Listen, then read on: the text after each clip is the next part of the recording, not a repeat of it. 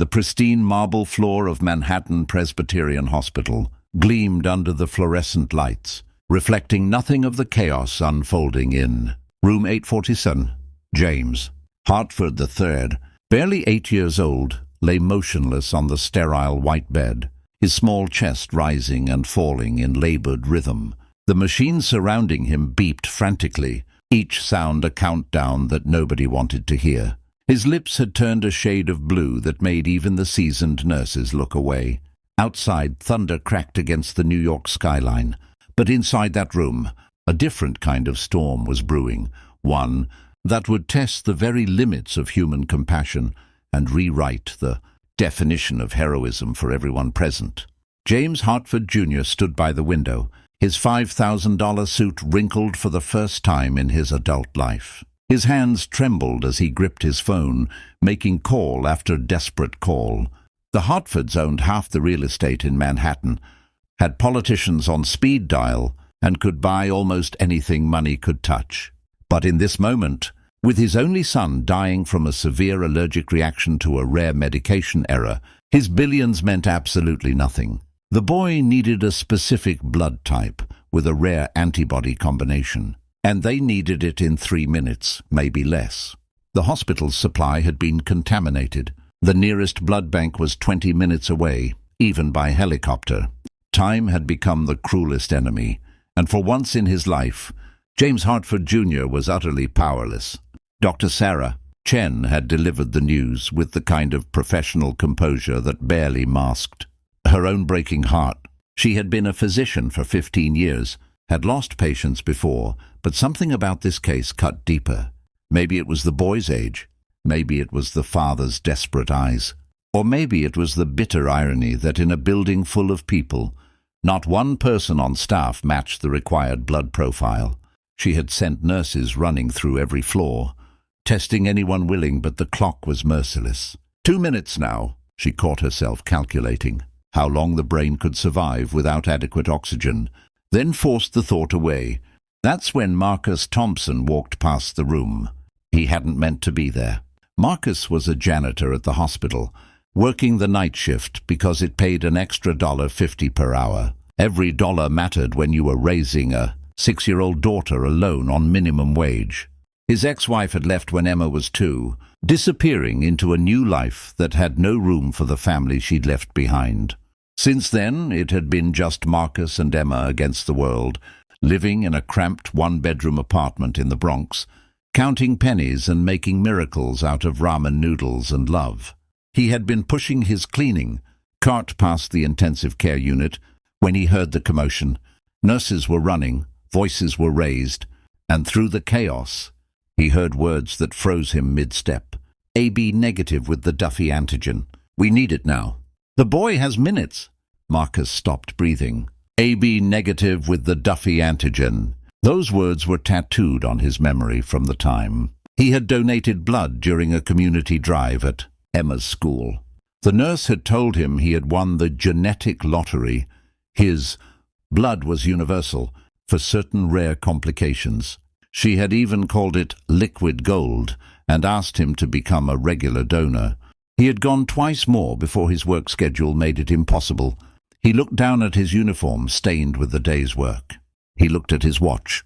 His shift ended in 10 minutes, and he had promised Emma he would be home to read her favorite story before bed, Mrs. Chen, their elderly neighbor who watched Emma for free because she was lonely and Marcus was kind. Had to leave by 11 for her own medication schedule. If he was late, Emma would be alone. But a child was dying. Right now, the same age as his Emma, Marcus didn't hesitate. He burst through the door of room 847, his cleaning cart forgotten in the hallway. The room fell silent as all eyes turned to him, this janitor in a faded uniform, interrupting a family's darkest moment. James Hartford Jr. spun around, his face twisted with grief and anger at the intrusion. "So you need to leave," a nurse said firmly, moving toward Marcus. "I'm AB negative with the Duffy antigen," Marcus said, his voice steady despite his hammering heart. "I heard you need blood. You can take mine." Time seemed to stop. Dr. Chen's eyes went wide. She grabbed his arm, pulling him toward the boy's bed. "Are you absolutely certain? AB negative, Duffy positive?" "Yes, ma'am. I donate sometimes. They told me it was rare." What happened next moved with the precision of a choreographed dance. Nurses descended with equipment. Verification tests were run in seconds that felt like hours. And when the confirmation came through, Dr. Chen personally inserted the needle into Marcus's arm. There was no time to take him to another room. No time for standard procedures. They set up the direct transfusion right there, Marcus lying on a wheeled chair they had pulled in from the hallway, his blood flowing through tubes directly into the dying child beside him. James Hartford Jr. stood frozen, watching this stranger, this janitor he would have walked past 1,000 times without seeing, lie down and offer his life force to save a child he had never met. The businessman's carefully constructed worldview cracked down the middle. Marcus watched the boy's face, seeing Emma in every feature. His phone buzzed in his pocket. He knew it was Mrs. Chen, wondering where he was. Emma would be worried. But as he watched color slowly return to young James's lips, as the frantic beeping of the machines gradually steadied into a more peaceful rhythm, he knew he was exactly where he needed to be. "Why?" James Hartford Jr. finally managed to speak, his voice breaking on that single word. "You don't know us. Why would you do this?" Marcus turned his head, meeting the older man's eyes. "Because someone's little girl needs her daddy, just like my little girl needs me. And if our positions were reversed, I would hope someone would do the same." The transfusion took 11 minutes. 11 minutes during which nobody in that room spoke. The only sounds were the steadying beep of young James's heart monitor and the quiet hum of the equipment connecting two strangers in the most intimate act of human kindness imaginable. When it was over, Dr. Chen monitored both of her patients with fierce attention. Young James's vitals had stabilized. His breathing was stronger. The blue had left his lips entirely, replaced by the healthy pink of a sleeping child. He would make it. Marcus sat up slowly, accepting the juice and crackers a nurse pressed into his hands. He felt lightheaded but okay. He had given almost a pint, the maximum safe amount in such a short time. As he stood to leave, eager to get home to Emma, he felt a hand on his shoulder. James Hartford Jr. stood before him, tears streaming openly down his face, the kind of tears that wash away pretense and leave only raw humanity. "I need to repay you," the businessman said. "Name your price, anything. A house, a car, money, a college fund." Marcus shook his head gently. "I didn't do this for payment, Mr. Hartford. I did it because it was right. Because that's somebody's baby lying there. And no child should die if there's something that can be done to prevent it." "But I have to do something," James insisted, his voice desperate with the need to balance this impossible equation. "You saved my son's life. You gave him a future. Please let me help you somehow." Marcus was quiet for a moment, thinking of Emma, of their struggles, of the electricity bill. He wasn't sure how he would pay next month. The old Marcus, the one from before Emma was born, might have taken the offer. But fatherhood had changed him, had shown him that some things matter more than money. His daughter was learning about the world by watching him, and this moment would define what kind of man he was in ways no paycheck ever could.